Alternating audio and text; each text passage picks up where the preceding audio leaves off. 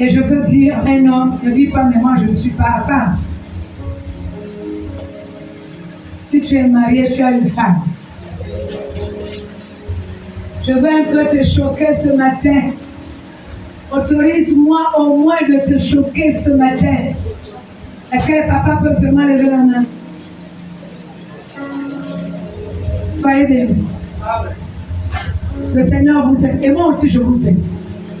Mais permettez-moi que je mette seulement un peu de feu ce matin.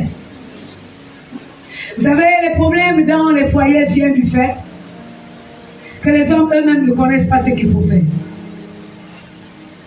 Lorsqu'on s'engage à prendre une femme en mariage, tu dois avoir une idée exacte, une représentation exacte du foyer que tu veux fonder. Mais le plus souvent, les hommes prennent la femme. Il n'a même pas dit à la femme ce qu'il doit faire. Il n'a pas montré le califat. Il n'a même pas défini le système de fonctionnement. Mais il se constitue en juge d'instruction. Et son travail, c'est juger les actes. Papa, ce que tu faisais était mauvais, maintenant tu vas changer ce que tu fais. Et il y a une histoire dans la Bible qui nous renvoie à ce comportement. J'ai dit au papa, permettez que je vous choque un peu seulement, c'est pas beaucoup, un peu seulement. Voilà quelqu'un à qui Dieu va parler. Il s'appelle Adam. Et Dieu lui donne les instructions. Et après, Dieu lui crée une femme. Et il met la femme à ses côtés pour que les deux constituent une équipe. Adam n'a pas expliqué à sa femme comment il devait fonctionner dans le jardin. Mais tout ce qu'il a pu faire, quand Dieu est revenu, regardez bien, ceux qui lisent la Bible savent que quand l'Éternel est revenu, après que le Dieu ait les deux, Adam ait mangé le fruit de l'arbre qui avait été interdit. Vous allez entendre les propos d'Adam. C'est la femme que tu as mise à mes côtés. Est-ce que quelqu'un a déjà lu ça? À quel moment il avait dit à la femme que Dieu, là où tu vois, c'est ça là qu'il ne faut pas toucher. Et je te donne le conseil, ce matin, toi, homme qui est là, ne regarde pas que tu es homme, parce que ça ne va pas concerner seulement les femmes, ça va aussi te concerner. À partir d'aujourd'hui, tu dois éduquer ta femme. Est-ce qu'on peut dire amen, bien? Le vrai homme, c'est celui qui dit à sa femme ce qu'il doit faire. Ce n'est pas celui qui vient seulement le contremettre. Tu n'as pas fait, tu n'as pas fait, tu n'as pas. Il n'y a que la somme de tu n'as pas. Et puis on a comme l'impression que c'est l'enseignant qui a le bic rouge. Il vient seulement sanctionner, mais une évaluation qu'on sanctionne sans enseignement est une évaluation invalide. Est-ce que le papa peut dire amen? Là, on ne répond plus bien. Je vais entendre les voix des papas. Est-ce qu'ils peuvent dire amen? Est-ce qu'ils peuvent décider d'éduquer leurs femmes? Est-ce qu'ils peuvent décider de donner les instructions sûres? Alors nous allons passer à la parole aujourd'hui. Vendredi, on a commencé le séminaire. Vendredi, nous avons répondu à la question: pourquoi la femme a-t-elle été créée? Et nous avons dit qui a créé la femme, on a identifié, c'est Dieu. Et nous avons dit que lorsque Dieu a créé la femme, il a créé comme il a fait avec Adam, selon son image et à sa ressemblance. Et nous avons dit que la différence entre les hommes et la femme est d'ordre physique. Sur le plan spirituel, il n'y a pas de différence. Est-ce qu'on peut dire amen? Amen. Et l'homme et la femme. Veuillez m'excuser, tous les deux ont l'image de Dieu. Tous les deux sont à la ressemblance de Dieu. Et nous avons dit en même temps qu'avant que Dieu ne crée la femme, Dieu a commencé d'abord à créer son jardin. Et après, Dieu a créé Adam, le premier homme. Et il a établi Adam pour cultiver et garder. Est-ce que les mamans se retrouvent? Et nous avons expliqué ce que c'est cultiver. C'est mettre en valeur. Et on a décrit les actions à l'intérieur de cultiver. Quand on cultive un champ, il va falloir débroussailler, abattre les arbres, n'est-ce pas? Et puis dans notre agriculture traditionnelle, on fait le brûlis et il reste maintenant venir faire les semailles, donc planter, sarcler. Et quand les plantes atteignent la maturité, on peut maintenant manger. Dis amen, amen. Si on n'a pas atteint tout ça là, on ne peut pas manger. Donc, en gros, le travail dans l'action de cultiver consiste à rendre la terre productive pour qu'elle donne les fruits, les résultats. Et de l'autre côté, on a dit, gardez. C'est l'action de surveiller. Quand on dit, garde-moi mon argent, là, ça signifie surveille quand le voleur n'arrive. Qu'il n'y ait pas danger. Tu me gardes les enfants, là, s'il te plaît, la journée, ça signifie, veille sur mes enfants, qu'aucun danger n'arrive. Est-ce que c'est pas ça la vérité? Alors si Adam devait garder, qu'est-ce qu'il devait faire? Apparemment, il devait veiller. Mais moi je dis que si Ève a été séduite, c'est qu'il y a eu faille au niveau de l'action de veiller, de garder. Si un enfant va jusqu'à se blesser, c'est que la mère a brillé d'inattention au point où quand l'enfant attrape un objet tranchant, la mère n'a pas vu. Et on est là en Genèse chapitre 2, verset 15. Maintenant, Genèse chapitre 2, le verset 18. Dieu qui a vu la somme du travail qu'il a demandé à Adam a observé. Et moi, je suis sûr qu'il n'y avait pas l'arbre. Quand Dieu a observé, il a regardé Adam dans l'action qu'il devait faire. Et Dieu lui-même, il a dit, il n'est pas bon que l'homme soit.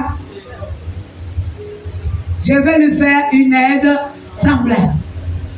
Je refuse, bien aimé, qu'on se limite à dire, la femme a été créée pour être aide. Quelle aide? Est-ce que ça va? Amen. Bon, tu vas le dire autrement. Si je te demande de venir m'aider à sarcler mon champ, supposons que j'ai fait un champ ou un jardin, même derrière la maison, je t'invite à venir m'aider. C'est ce que j'ai déjà fait avec mon champ et une goumier. J'appelle les mamans, venez. Alors si pendant le temps que je suis en train de sarcler, c'est-à-dire j'enlève l'herbe qui encombre mes plantes, je jette. Au moment où moi j'enlève pour jeter, toi tu ramasses ce que j'ai jeté pour remettre dans le champ. Est-ce que tu es en train de m'aider? Est-ce que quelqu'un peut dire amen, amen?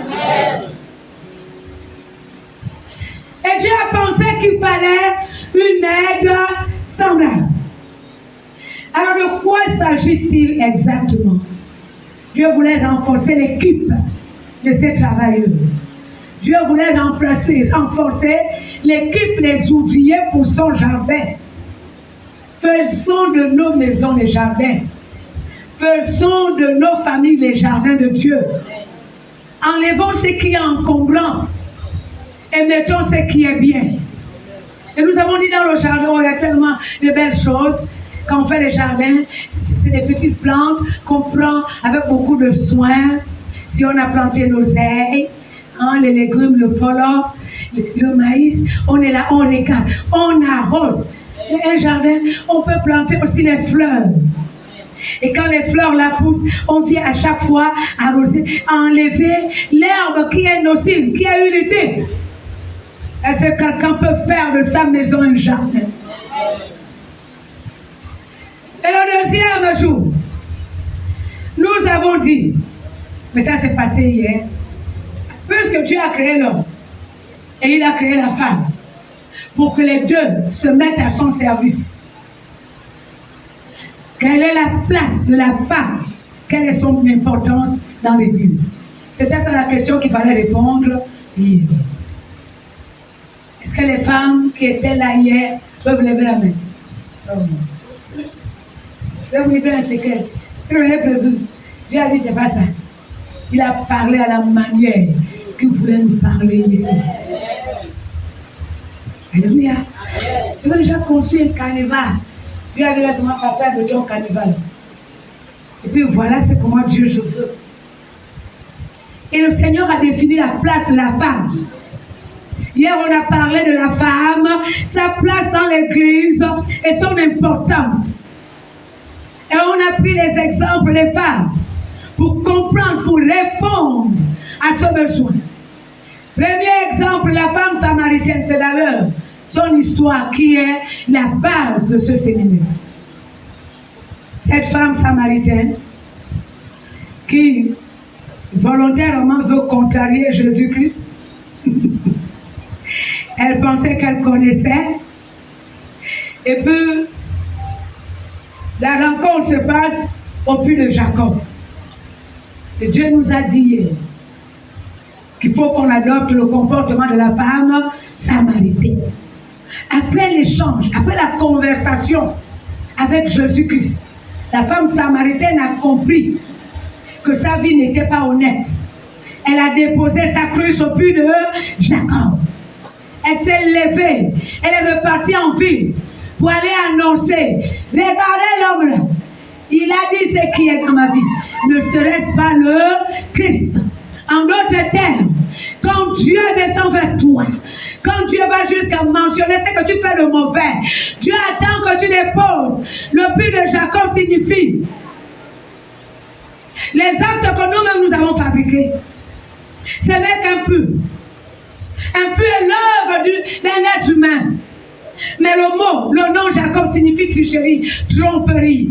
Alors c'est que tu avais l'habitude de faire de mauvais. Il fallait les poser. Observez bien la fille de la femme samaritaine. Effectivement, elle avait l'habitude de boire l'eau du puits de Jacob. Voilà pourquoi le Seigneur Jésus lui a dit, non, si tu bois de l'eau vive. Disons amen à bien. Est-ce qu'on peut décider de boire l'eau vive, qui n'est d'autre que la symbolique de la parole de Dieu? Est-ce que tu peux boire? Est-ce que tu peux consommer? Elle buvait sa petite prostitution qui ne disait pas le nom. Oui. Je sais qu'elle buvait. Je sais qu'elle consommait. On va ouvrir nos vies. Et on va le démontrer la parole de Dieu. Que ça ne soit pas le pasteur à dire.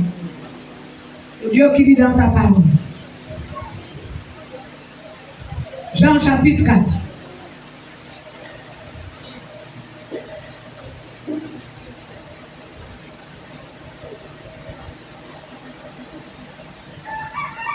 Et on va regarder.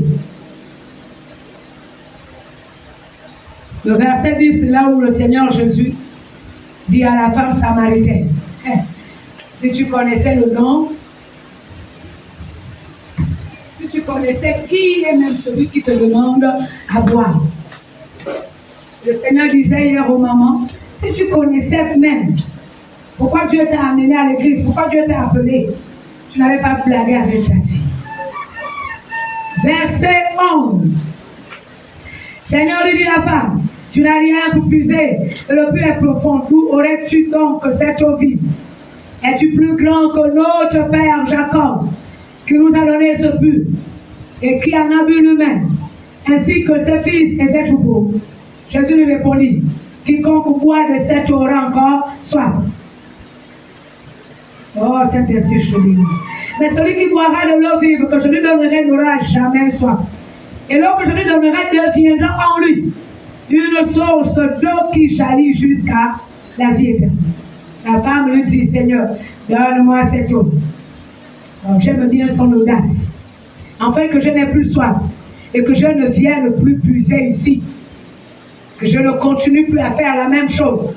Elle a observé l'eau qu'elle avait l'habitude de boire. Verset 5. Va, lui dit Jésus, appelle ton mari et viens ici. Et la femme répondit, je n'ai point de mari. Jésus lui dit, tu as eu raison de dire, je n'ai point de mari. Car tu as eu 5 maris. Et celui que tu as maintenant n'est pas ton mari. En cela, tu as dit, vrai. Veuillez vous asseoir.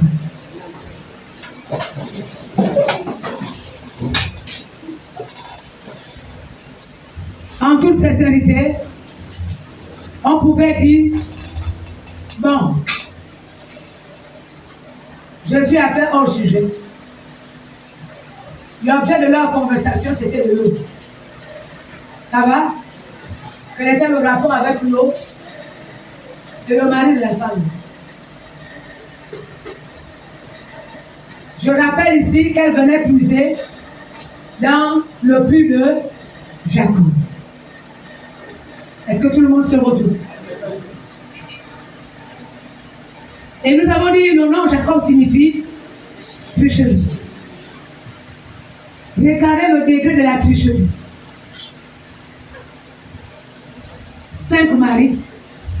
Parmi les 5, il n'y a même pas encore son mari. Même le 6e homme avec qui elle était, ce n'était même pas son mari. Quand une femme se retrouve avec plusieurs hommes, comment on l'appelle? Moi, je ne dis pas le nom.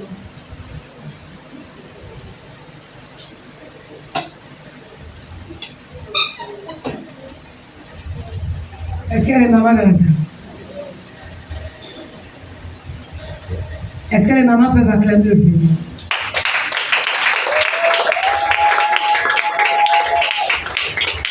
Maintenant, voilà ce que le Seigneur entre le dire en ce moment.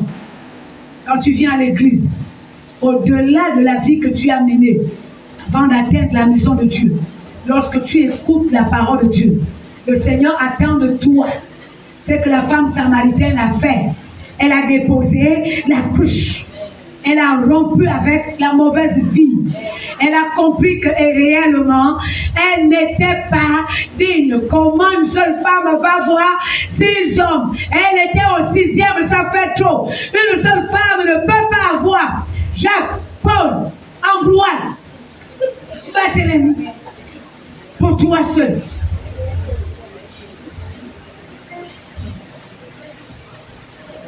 Est-ce que les mamans sont là? Amen. Ça devait en quelque sorte gêner. Et je m'attends à ce que les femmes disent, à partir d'aujourd'hui, Seigneur, si toi tu dis dans ta parole que pour créer la femme, il fallait la côte de l'homme, cet homme-là existe sur la terre. Il faut s'écrire à moi. Il est temps, Seigneur, que tu l'envoies là où il est. C'est pas il est temps, je m'en vais draguer. Ce n'est pas la femme qui part draguer. Le jour de la rencontre entre Adam et Ève, est-ce que vous avez entendu que Ève a parlé? C'est Adam qui a parlé. Oh, est-ce qu'il y a les mamans dans la salle? Après là, si vous ne m'aimez plus, il n'y a pas de problème. Mais on parle en français. Ce n'est pas Ève qui a parlé, c'est Adam qui a fait le constat. Cette fois-ci, c'est chair de ma chair, os de mes os. Je veux entendre les femmes chrétiennes dire, fais, si tu n'es pas sérieux, je ne suis pas là pour faire et je recule. Mon corps a de la valeur. Il me faut un homme qui me donne de la valeur. Parce que lui-même, il a de la valeur. Si c'est pour venir jouer au tintin flottant. De toute façon, tu ne vas pas mourir si tu es seul. Est-ce qu'on peut déposer la couche? Le cœur n'est pas un tube à essai. Qu'on fait des expériences dans un laboratoire. L'autre vient te décevoir. L'autre vient te décevoir. Quand Dieu va maintenant envoyer le mari, tu seras dans les capacités de l'aimer parce qu'il y a les mauvais souvenirs des gringos. Maintenant, c'est la femme chrétienne qui dit gringo.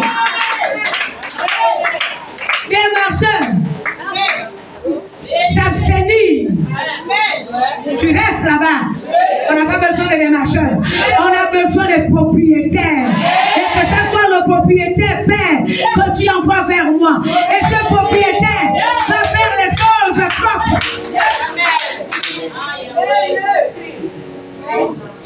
Il n'y a pas de problème, on peut d'abord commencer. Je vais voir tes parents. Dis-lui, va voir tes parents.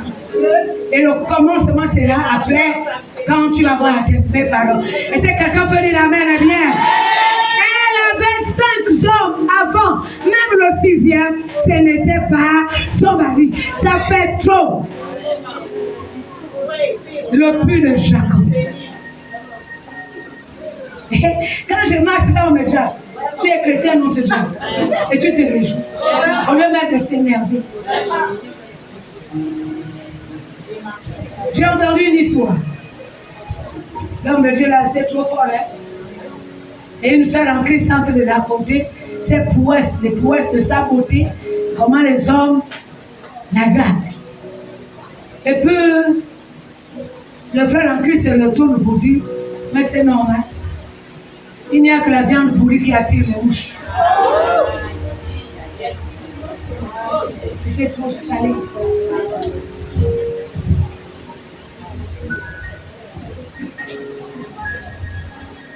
Non, tu n'es pas la viande pourrie. Tu es la prunelle de l'œil de Dieu. Tu es la gloire de Dieu. Et parce que le diable voit la gloire en toi, je vais bien vous décourager ce matin. Vous allez rompre les bons amis. Vous allez choisir les maris. Nous, on veut célébrer les mariages dans cette église. Il y en a bien. Nous, on veut les relations vraies. On ne veut pas la photocopie noir et blanc.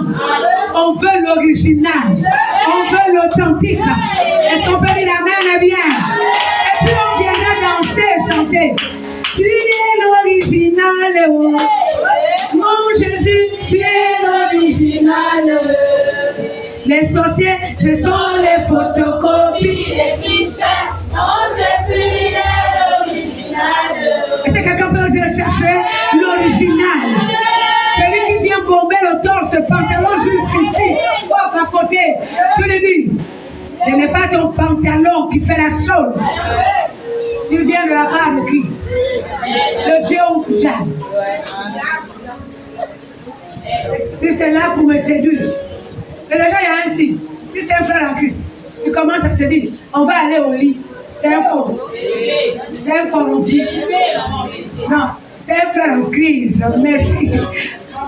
Merci, madame le tout. C'est le frère en crise. Il n'est pas en crise. Il est en crise. Et puis, la meilleure, c'est quoi? Même si c'est l'homme que Dieu a envoyé dans ta vie, vous commencez par le lit. Une relation de fornication, le diable sait que le soubassement c'est lui.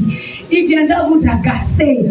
Observez bien les foyers qui ont commencé par la fornication. Et puis nous ici à l'église, on vient seulement arranger. Si on n'a pas dit Seigneur, nous déracinons d'abord la fornication.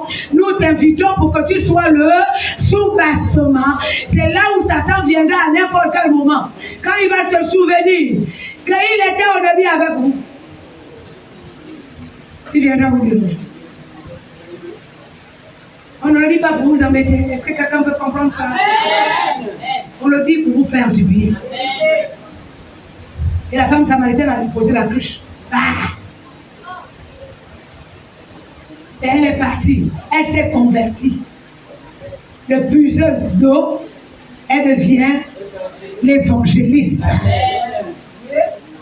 Et puis la femme peut se convertir. Du bord de mer, on devient évangéliste. On va pêcher les autres prostituées pour les amener en Christ. Et c'est quelqu'un peut dire amen, bien.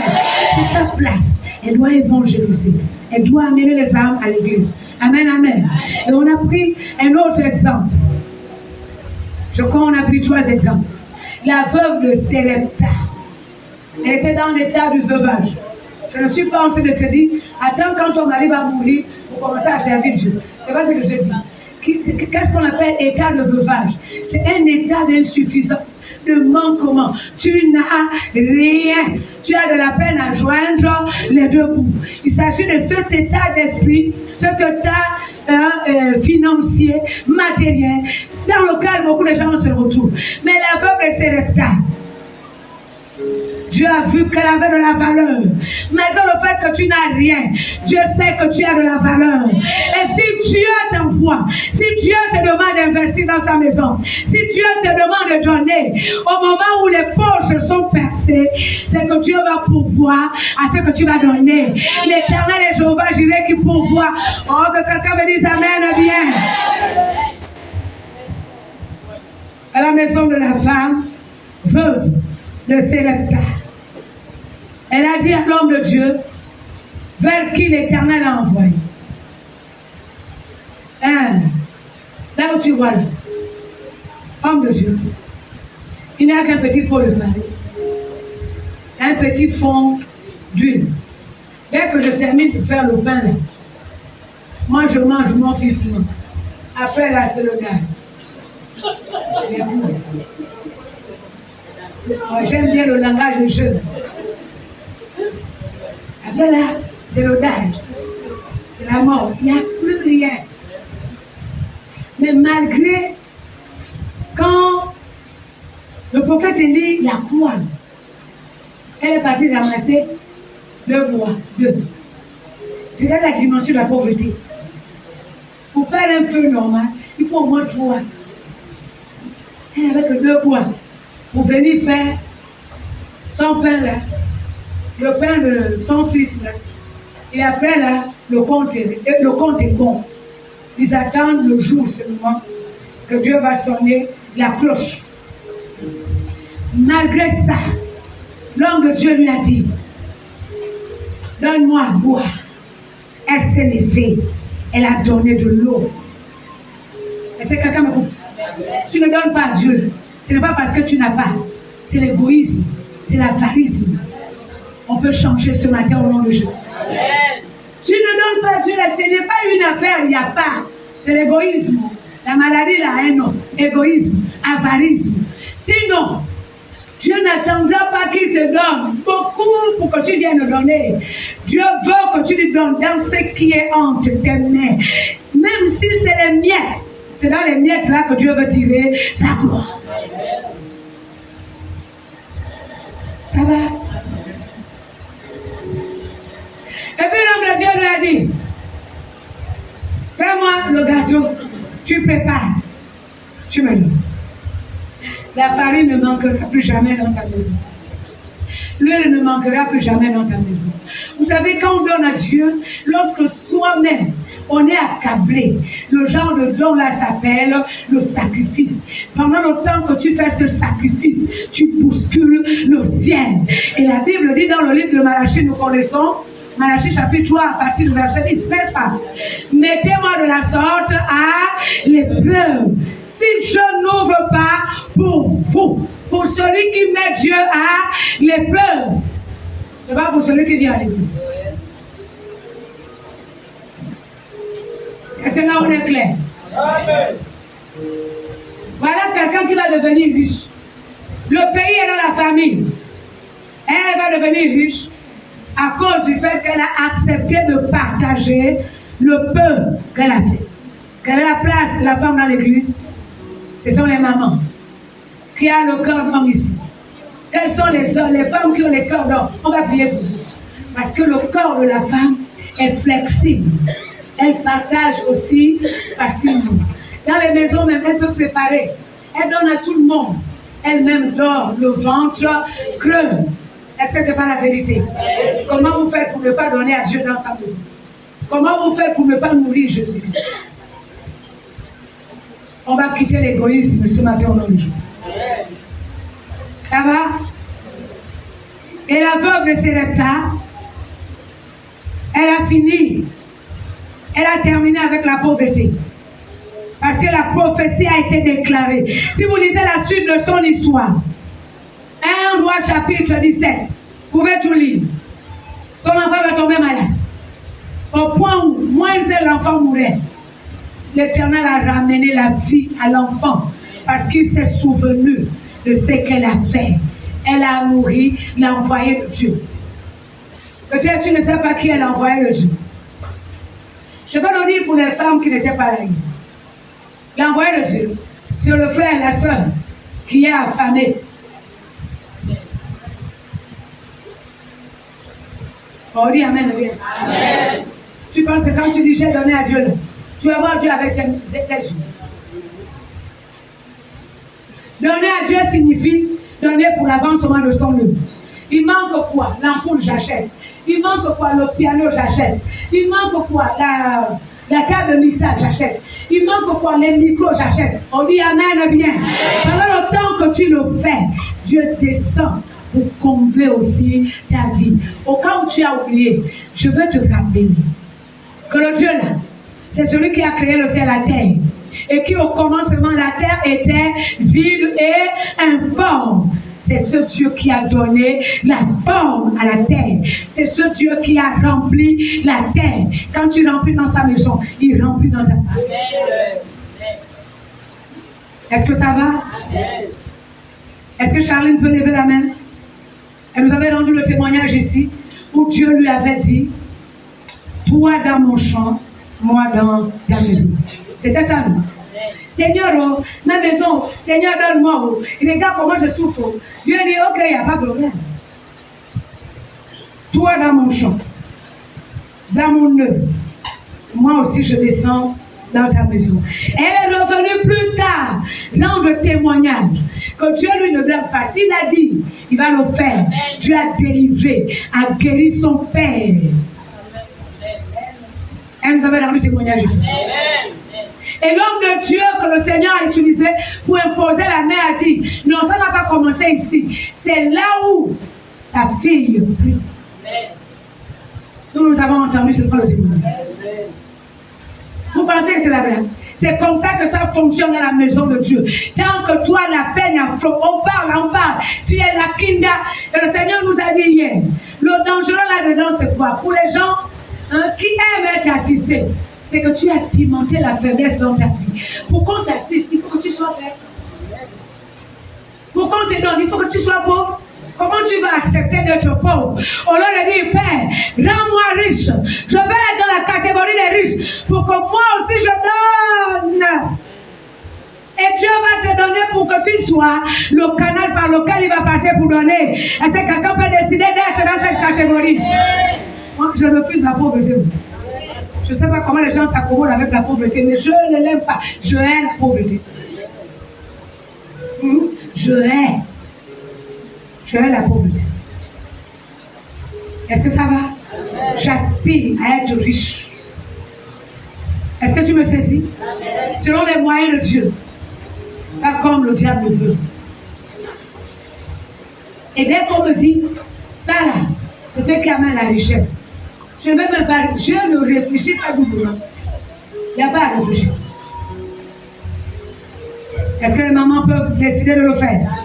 Troisième cas, Tabitha, appelée Dorcas. Elle aussi, c'était une veuve. Mais son travail dans l'église, c'était les œuvres sociales. Et nous avons une caisse sociale. Mais tu peux être peut-être la personne que Dieu a envoyée dans l'église pour remplir la caisse sociale. Quel est le rôle de la caisse sociale? Aider ceux qui sont dans le besoin. Quel est le rôle de la caisse sociale? Soutenir les personnes qui se marient, les personnes qui peuvent lancer le petit commerce, les personnes qui sont dans les hôpitaux. Dis Amen bien. C'est ça le rôle de la caisse sociale. Bien aimé, si vous comprenez que dans une église, Dieu crée une caisse sociale pour aider les gens qui sont dans le besoin. Si nous ne remplissons pas la caisse sociale, nous avons signé. Qui va terminer la phrase? Oui, vas-y, on a signé. Je ne prononce pas ça. Merci, fils. Plus tu ne penses pas aux besoins de ceux qui n'ont rien et que Dieu se souvient qu'il t'a donné le travail, c'est pour penser à ce besoin-là. Il t'a donné, c'est parce qu'il a vu dans ta famille les gens qui n'ont rien. Il y a même les personnes que Dieu a choisies être non pas les vaches, les tiers de leur famille, mais être une source de bénédiction pour la famille. Si tu bouches la main, si tu fermes le robinet, Dieu viendra fermer le robinet dans ta maison. Amen. Pourquoi? Moi seul, je donne à la famille.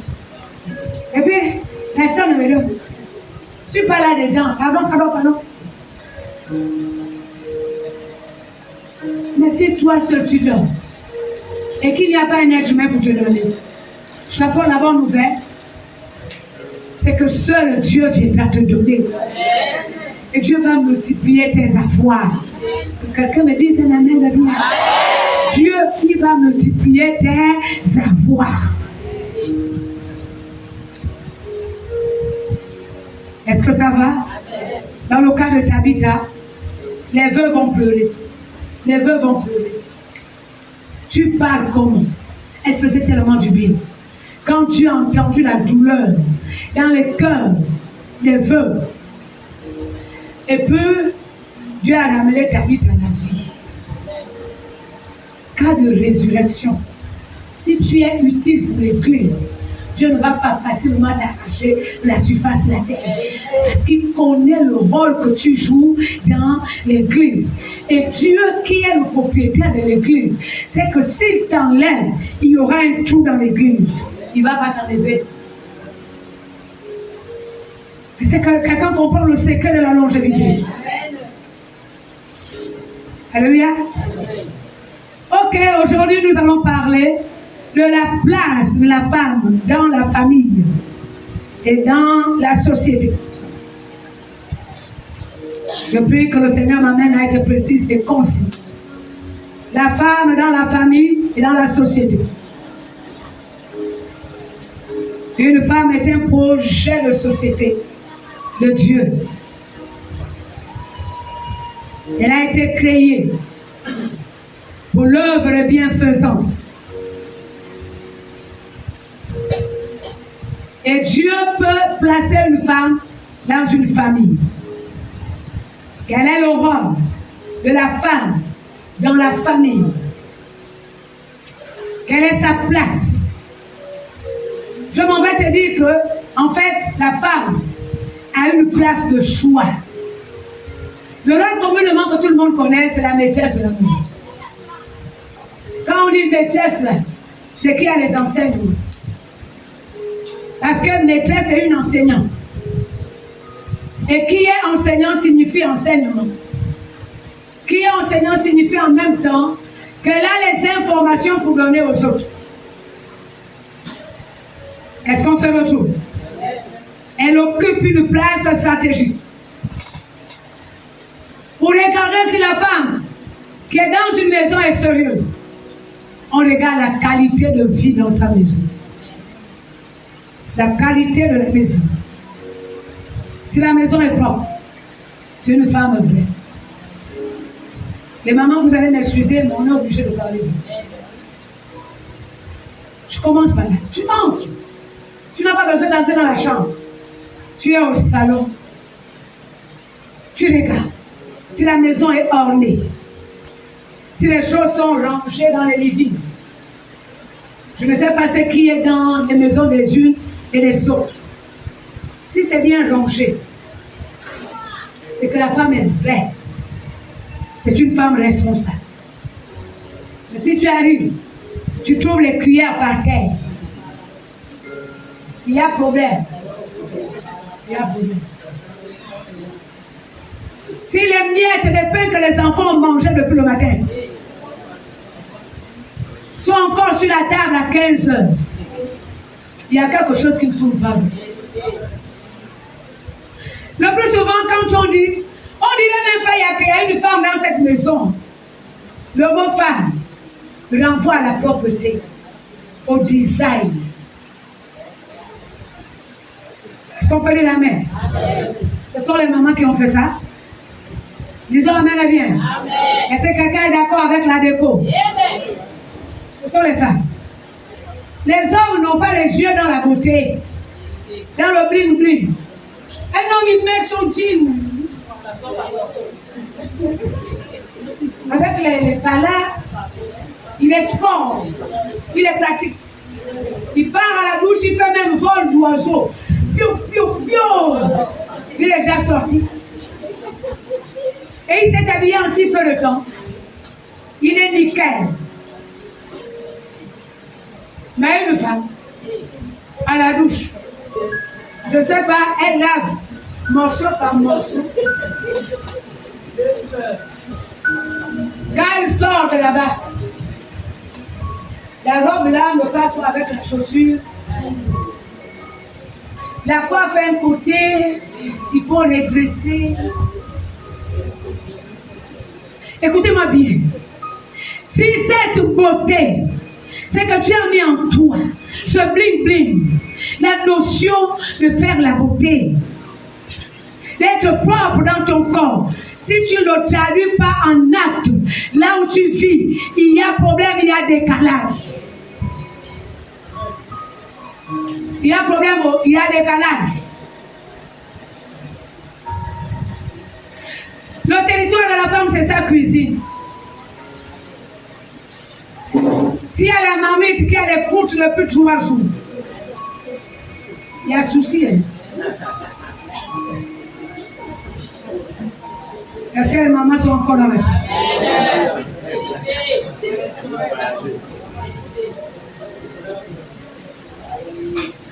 Il y a celle qui est à côté de toi, on est en train d'arranger.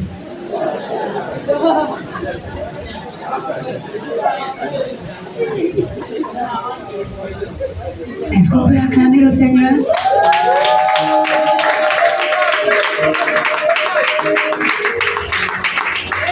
Alors pourquoi nous devons le faire? C'est bien beau de dévoiler ces choses, mais on doit vous dire pourquoi. Nous sommes environnés d'une nuée de témoins qui sont les anges. En Christ, Dieu met les anges à notre disposition. Les anges n'entrent pas là où il y a la saleté. Ils ne peuvent pas surveiller une maison qui est sale. Est-ce qu'on se comprend? Cela est valable pour les hommes et pour les femmes. Alors je ne suis pas en train de dire au papa, quand tu as écouté la plus que tu écoutes le message, oh, on a dit à l'église, tu lèves la vie.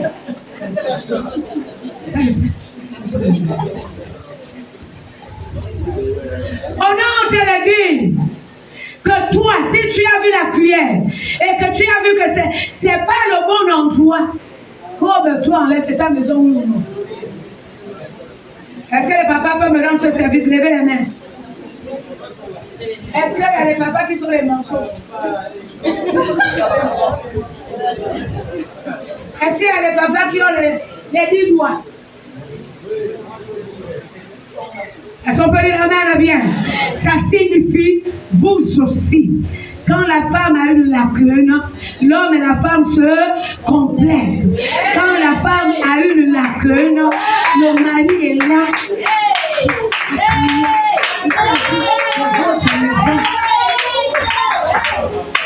Est-ce qu'on peut acclamer le roi des rois?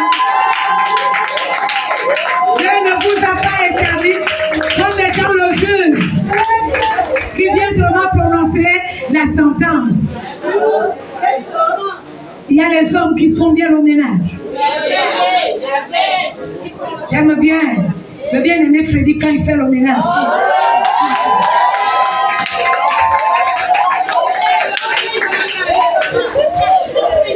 Alléluia.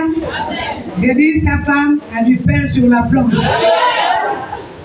Mais je reste rassuré qu'il fera un bon époux.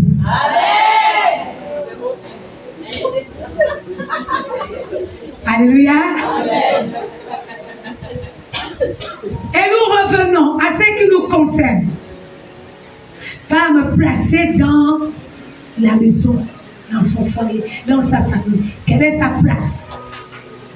Elle est la personne qui veille. N'oubliez pas que Dieu a dit c'est pour cultiver et garder. Ça va? On garde la maison dans l'état de propriété. De la manière à ce que les anges arrivent, s'assoient et gardent nos maisons. Dis amen bien. Et que là où le diable veut venir lorgner, il y a les anges qui ont miné la maison et ils vont intervenir en notre faveur. On acclame le roi des rois.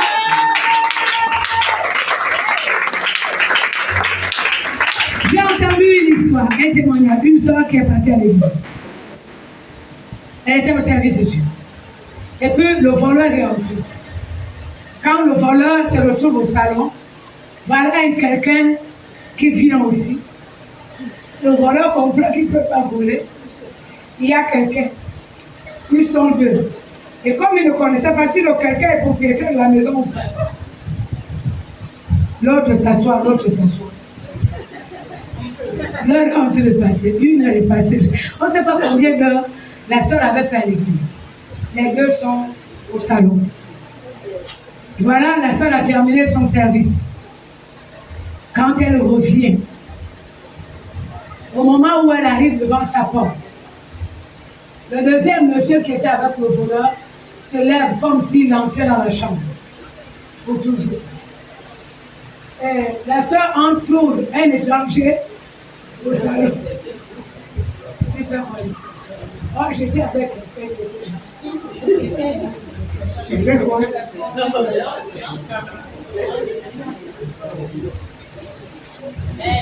Est-ce qu'on peut acclamer le roi?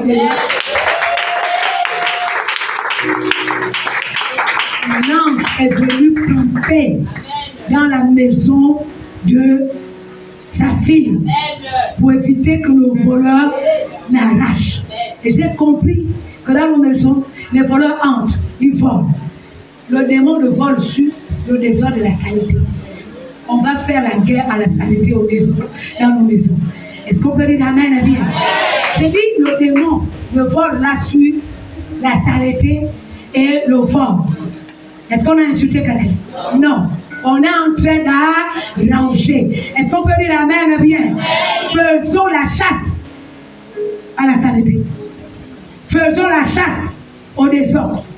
Avant d'aller dormir, tu balayes ta maison. Tu vérifies si tout est en ordre.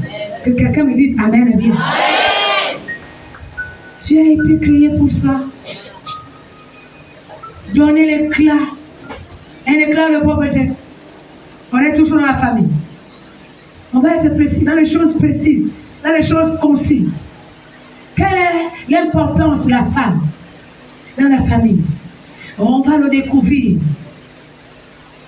Ah, merci Saint-Esprit.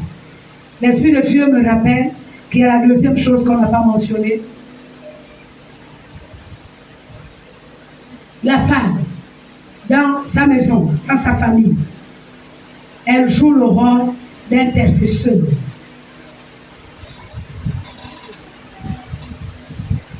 Un Samuel, chapitre 25,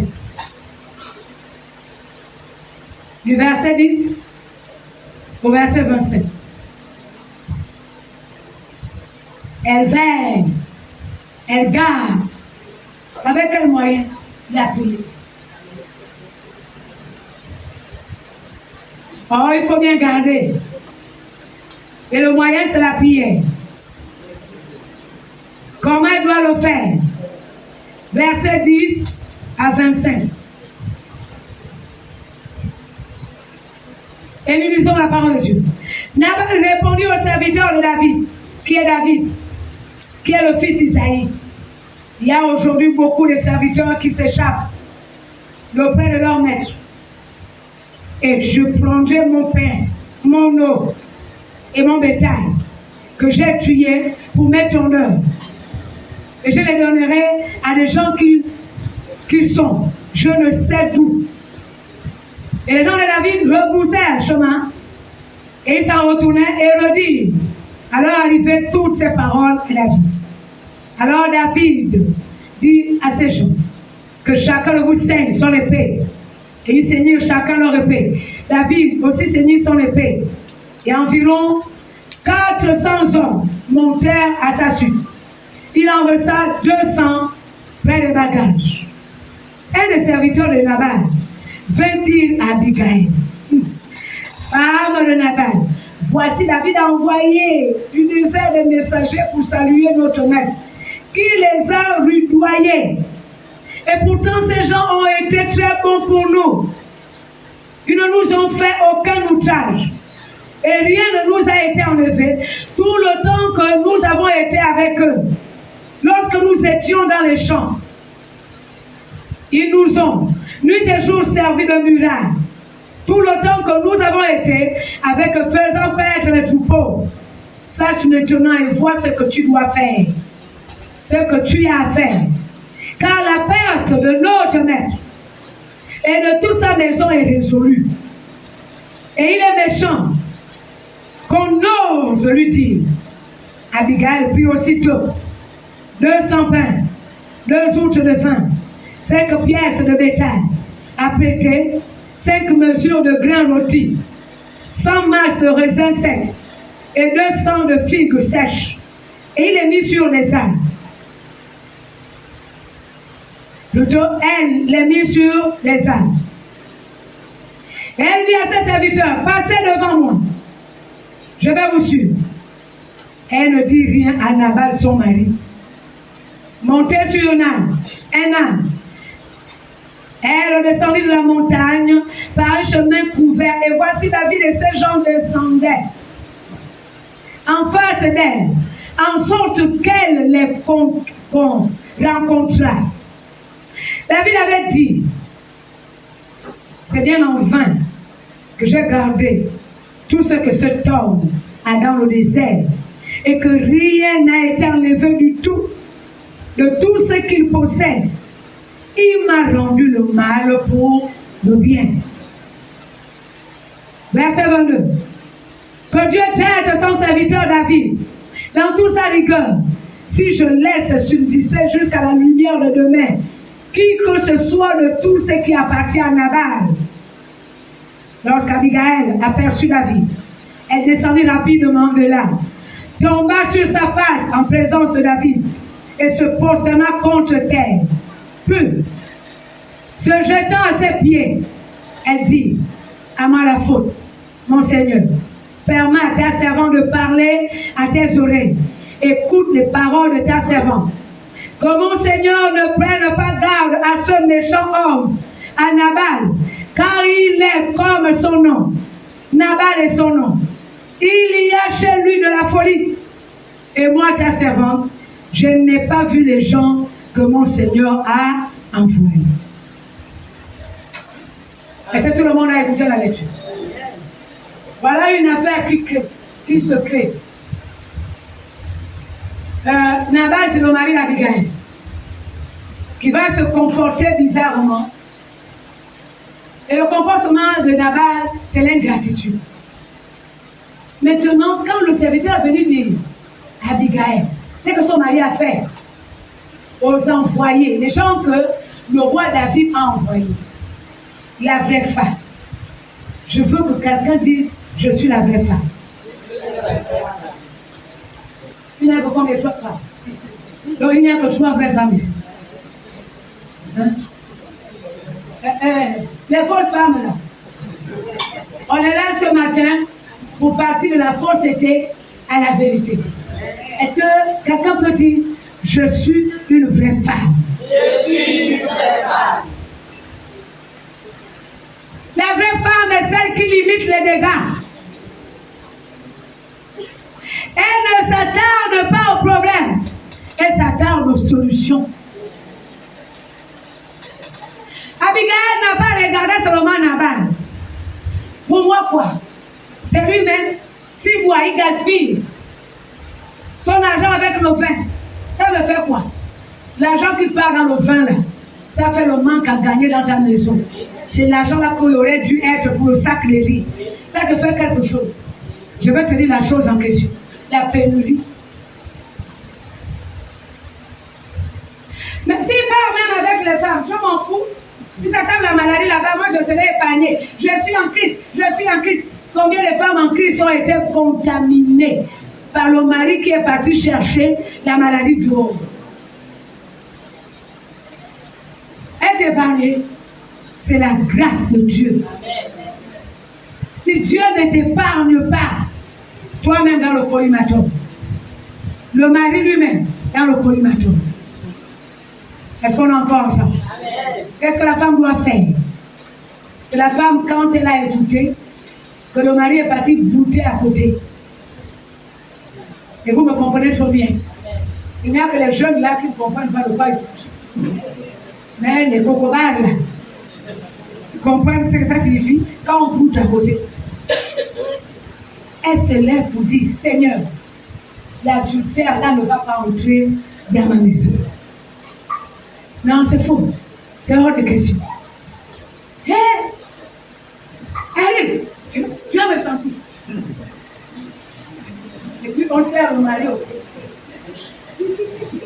On met une cravate, qu'on ne voit pas la corde de la cravate, mais il n'y a que le nœud. Et le nœud ici, c'est la main de la femme qui se pose ici à la chemise. Et le reste de la cravate, c'est son bras qui descend sur le thorax. Tu n'as pas besoin de ça. Tu as besoin de limiter les dégâts. Est-ce qu'on peut dire amen bien? Seigneur, c'est hors de question. Adultère, tu n'entres pas, mais pour le faire, il faut que toi-même tu sois dans l'état de fidélité. Il n'y a pas de copinage en toi. Et quand tu vas te mettre pour chasser, le démon d'adultère, il partira. Mais je veux encore te choquer un peu, permets-moi de le faire. Si vous êtes en concubinage, c'est le boulevard.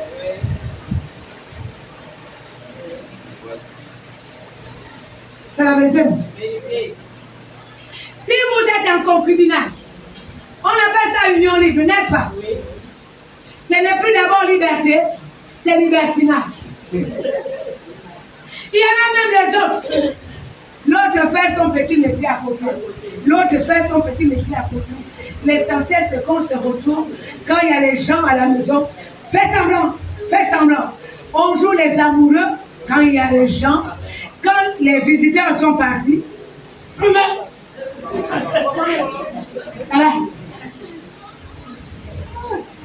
Vous savez, ça m'amuse.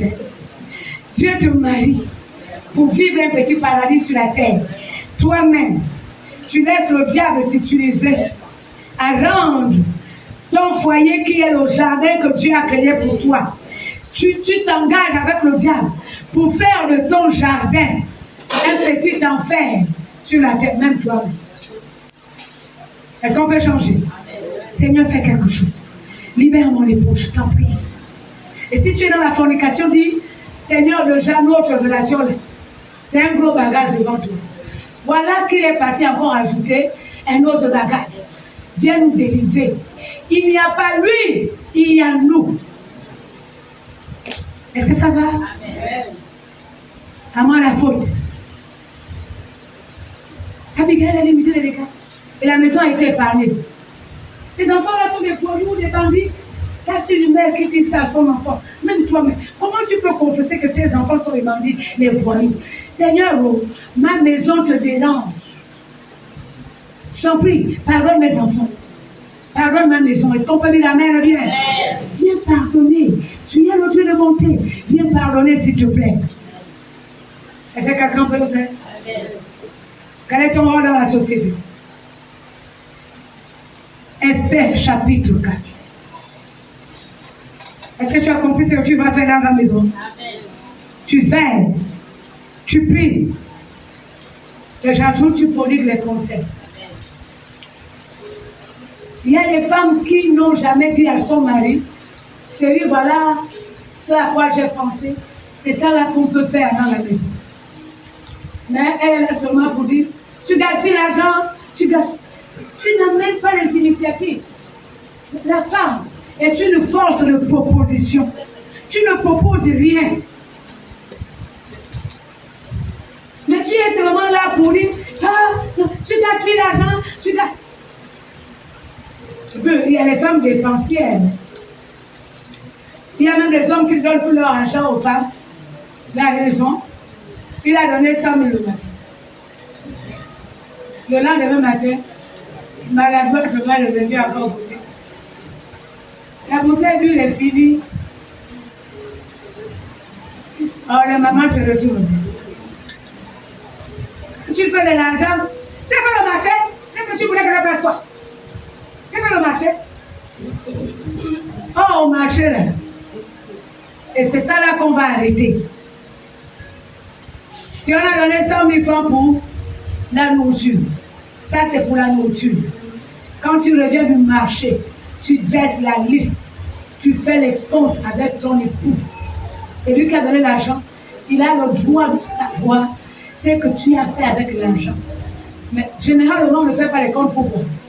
On a acheté les babouches, on a acheté le sac, on a acheté la jupe, on a acheté la pièce repos pour faire le cabas, pour aller à la cérémonie de l'association. Dans 100 000 francs du marché, il y a 30 000 qui sont déjà partis détournement des deniers publics. Et puis, ça a déjà pris une autre direction. Et quand la nourriture est finie, on revient encore hypocritement dire au mari, c'est fini. Mais on ne lui dit pas chérie, c'est fini là. Parce qu'il y avait 30 000 que j'ai cisaillés pour acheter. Est-ce que la maman peut changer? Est-ce qu'on peut mettre une petite rigueur? Alléluia. Gère comme tu veux ton argent de poche. Mais quand on a dit nourriture, c'est pour la nourriture. Quand on a dit l'argent du courant, c'est pour le courant. Bon, nous consommons 25 000 francs des unités par mois. Tu prends les unités pour le mois. Elle achète pour 15 000. 10 000. C'est la paire de babouches que j'ai vue avec la voisine. Je lui ai demandé là où elle a acheté. Celle-là, il me faut avoir cette paire de babouches. Avant la fin du mois, les unités sont coupées. Et puis on dit au mari, les unités du courant sont coupées. Oh. On est des femmes qui appartiennent à Jésus-Christ. L'honnêteté doit être de rigueur. Sans tricherie. Dis à celle qui est à côté de toi, sans tricherie.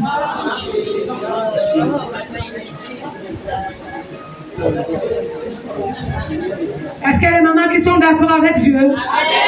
Qu'on va rompre avec la tricherie, n'est-ce pas? Parce que la tricherie, là, c'est le but de Jacob. On va les poser. Amen, amen. Le mari ne me donne pas l'argent. Il va voir ça. Est-ce que c'est un problème? Il va voir ça. On fout les poches, on fout les poches, on fout le sac, on fout tout. Dès qu'on tombe sur le gros morceau, hey, il pensait pour.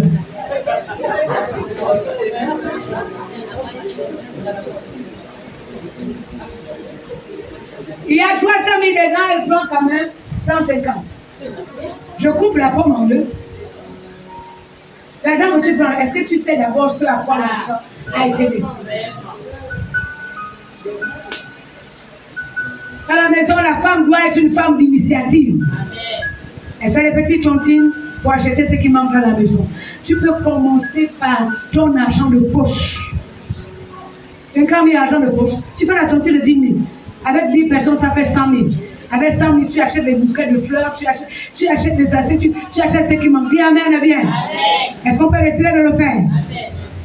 Femme, dans la société, elle doit faire quoi? Esther, chapitre 4.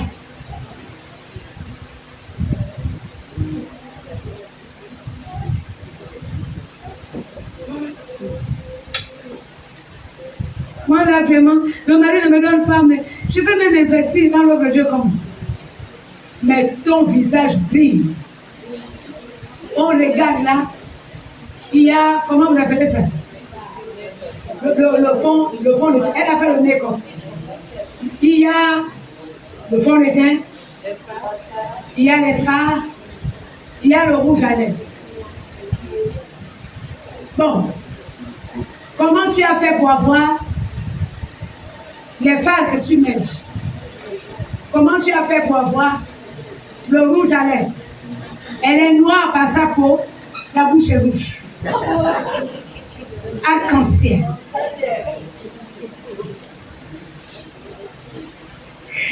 nous allons lire la parole de Dieu, versets 7 à 10. Et Mardochée lui raconta tout ce qui lui était arrivé et lui indiqua la somme d'argent qu'Aman avait promis de livrer au trésor du roi en retour du massacre des Juifs. Donc le danger ici, là, c'est que les Juifs étaient menacés de mort. Et lui donna aussi une copie de l'édit, publié dans Suse, en vue de leur destruction, afin qu'il le monta à Esther, et lui fit tout connaître. Et il ordonna à Esther se rendit chez le roi pour lui demander grâce, et l'implorait en faveur de son peuple. Attaque vint rapporter à Esther les paroles de Mardochée. Esther chargea Attaque d'aller dire à Mardochée: tous les serviteurs du roi et le peuple des provinces du roi savent qu'il existe une loi portant de peine contre quiconque, homme ou femme, entre chez le roi dans la cour intérieure sans avoir été appelé.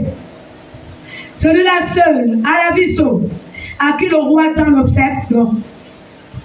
Et moi, je n'ai point été appelé auprès du roi depuis 30 jours, lors de mariage. Depuis 30 jours. Lorsque les paroles d'Esther étaient rapportées à Mardochée, Mardochée fit répondre à Esther: ne t'imagine pas que tu échapperas seul d'entre tous les Juifs parce que tu es dans la maison du roi. Car si tu te tais maintenant, le secours et la délivrance surgiront d'autre part pour les Juifs. Et toi et la maison de ton père, vous périrez. Et qui sait, si ce n'est pas pour un temps comme celui-ci que tu es parvenu à la royauté. Est-ce que quelqu'un a écouté? Amen. Amen, amen. Amen. Et si on lit la suite, Esther va s'engager pour la mission. Et jusqu'à prendre le jeûne d'Esther. C'était le jeûne pour la libération du peuple juif. Pour les cas d'urgence. Je vais faire le jeûne d'Esther. Est-ce que c'est ce que Dieu t'a dit? On fait toujours du copinage aussi en Jésus-Christ. Alors pourquoi on lit ça? Quel est le rôle de toi, femme, dans la société? Ce que tu dois faire à partir d'aujourd'hui, c'est limiter les dégâts. Tu entends, on a poignardé là-bas. Tu entends, on a assassiné là-bas. Parce que ça n'a pas touché ta maison, tu ne fais rien. Le plus souvent, c'est ce que nous faisons. En principe, une femme chrétienne, lorsqu'on a entendu une jeune fille pleine de force, elle avait même, je crois, son restaurant. Elle revenait de chez sa mère, chez sa famille. Un voyou, un malade qui se baladait sur la route, est venu l'assassiner sans raison. Voilà une mère qui, tout à l'heure, était avec sa fille. Le coup de fil se serait maintenant, elle est morte. Vous vous imaginez le poids dans le cœur d'une mère. Bien-aimés, quand nous entendons, on a violé, on a volé, on a tué, accident PK8, accident tout, accident violé, accident, ça doit interpeller la femme que toi et moi, nous sommes. Alléluia. Qu'est-ce que nous devons faire? La femme se lève pour dire: mon pays est en danger. Je prie, Seigneur, interviens en faveur d'eux. Est-ce que les mamans peuvent se lever pour prier pour notre pays, pour prier pour notre nation, pour prier pour notre village, prier pour notre province? Est-ce qu'on peut dire amen bien? Dieu nous a placés dans sa maison pour être des sentinelles dans le pays. De toutes les façons, s'il y a guerre au Gabon, toi et moi, nous ne viendrons plus servir. On a vu avec Corona. Quand les militaires avaient dit fermer l'État a utilisé les militaires. Hey, est-ce que vous me permettez de rire un peu? Je suis en joie. Hey, hey. Est-ce que quelqu'un peut partager la joie avec moi? Ah, donc je peux expliquer pourquoi je suis en joie. C'est le politique qui avait dit aux militaires: matraquement église. C'est le militaire qui est venu renverser le politique. Amen. Amen.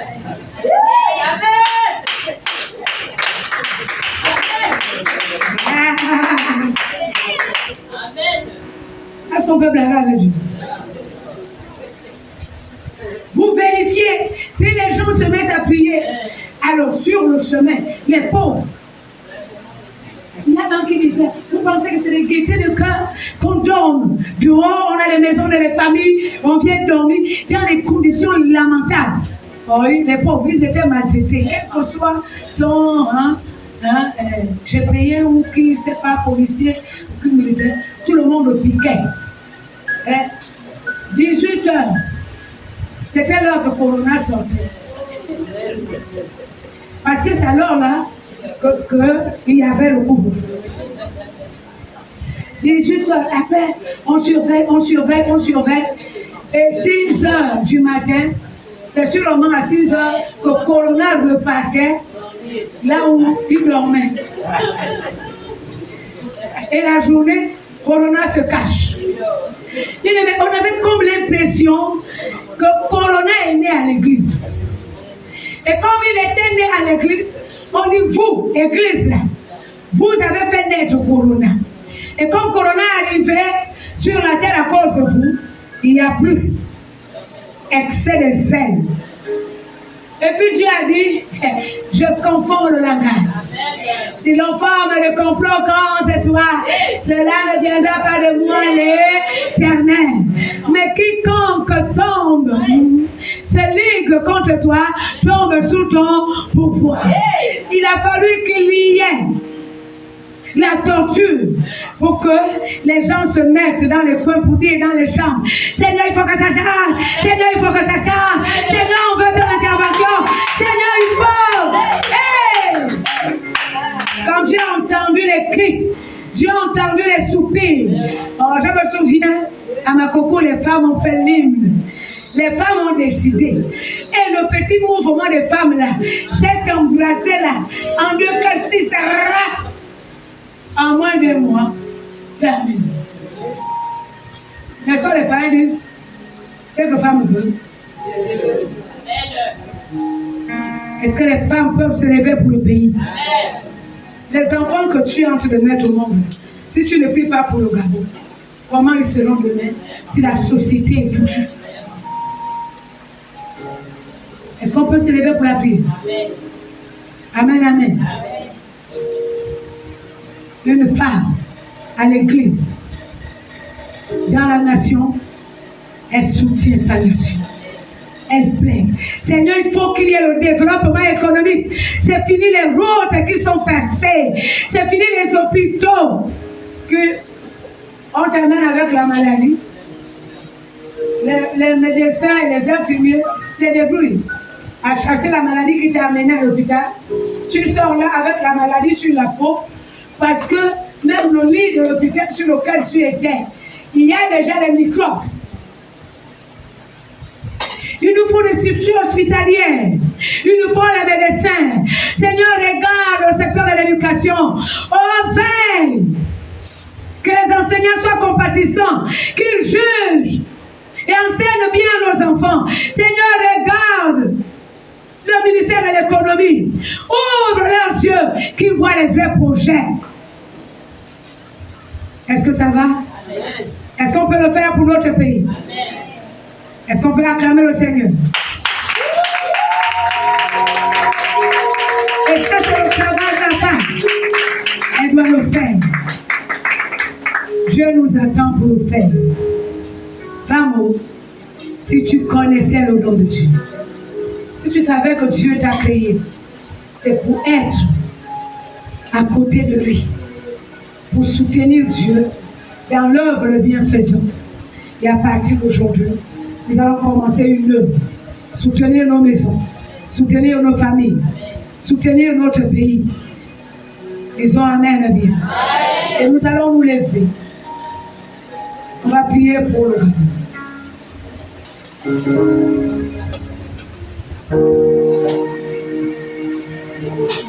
Et les papas, vous avez écouté la parole. Faites un effort d'enseigner vos épouses. Veillez-y. Nous levons les mains vers le ciel et nous disons ensemble, Éternel Dieu, Ce matin, nous avons compris qu'on doit se lever et prier pour notre pays. Voilà que le Gabon était dans le dialogue national.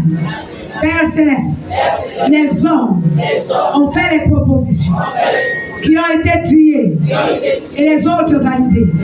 Seulement nous disons, ce matin, Père, la dernière décision, c'est toi. Ce qui n'est pas en accord avec tes pensées est supprimé au nom de Jésus. Et nous refusons les lois iniques qui plongent le pays dans le chaos. Éternel Dieu, illumine les cœurs des autorités administratives et aussi militaires en ce moment qui gèrent le pays. Réveille leur esprit comme tu as réveillé l'esprit de Zorobabel. Enfin, Père, qui voit le besoin du Gabon et les Gabonais. Nous te le demandons au nom de Jésus. Amen. Amen. Que les mamans se mettent à prier par rapport à la parole. Dieu t'a dit quoi? Qu'est-ce que tu as retenu? Tu pries pour toi-même. Et les hommes qui sont dans la salle, vous allez prier pour les mamans. Ce que tu veux voir dans la vie de ton épouse. Pour celui qui n'est pas encore marié, ce que tu veux voir dans la vie de ta future épouse, c'est l'occasion que tu vas dire, Seigneur, voilà ce que j'attends. Et les bons voici.